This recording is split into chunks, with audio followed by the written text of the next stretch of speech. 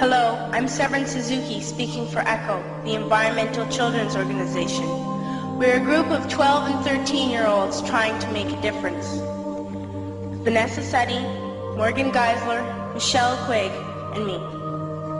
We've raised all the money to come here ourselves, to come 5,000 miles to tell you adults you must change your ways.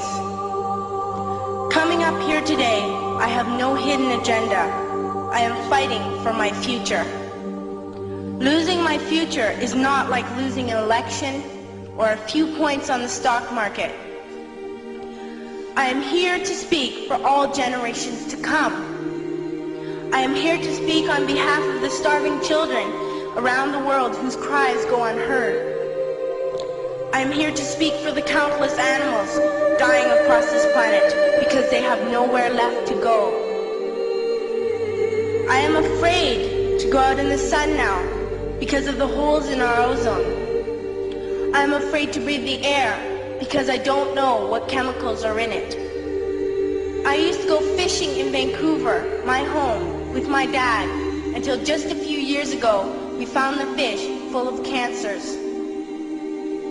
And now we hear of animals and plants going extinct, every day vanishing forever.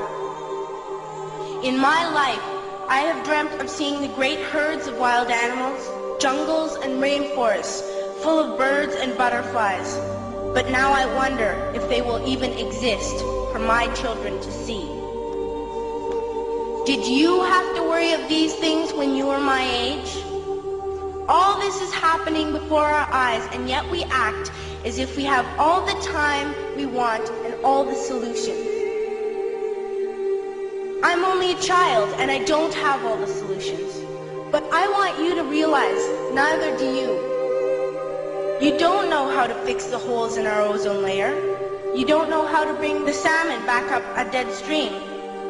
You don't know how to bring back an animal now extinct.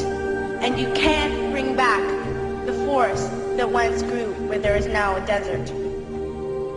If you don't know how to fix it, please stop breaking it.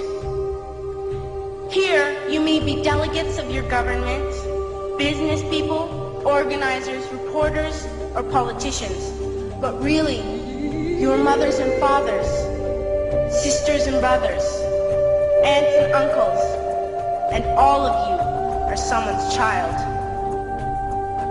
I'm only a child, yet I know we are all part of a family, 5 billion strong, in fact, 30 million species strong.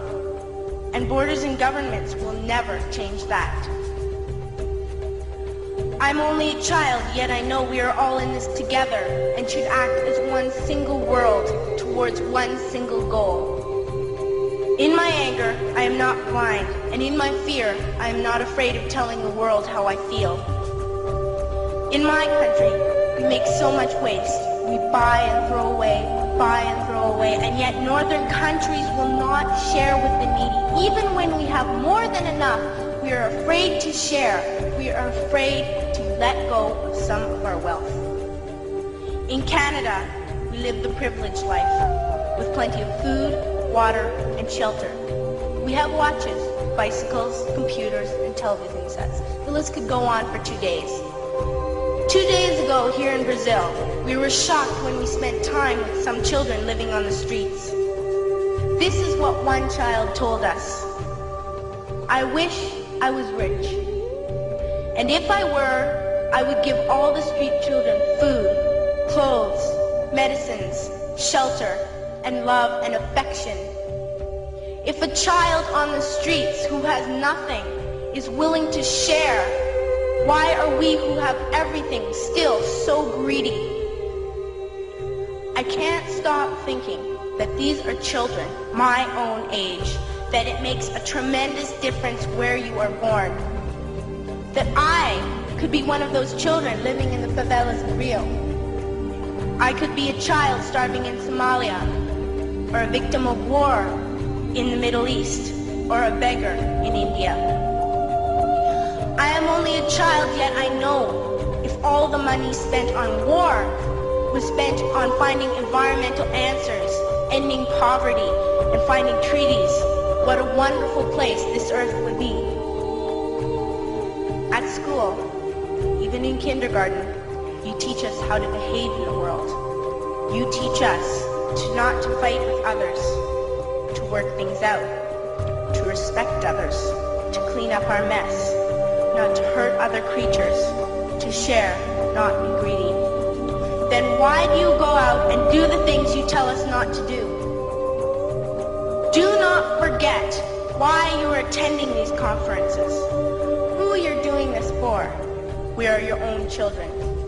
You are deciding what kind of world we are growing up in. Parents should be able to comfort their children by saying, everything's going to be all right. It's not the end of the world, and we're doing the best we can. But I don't think you can say that to us anymore.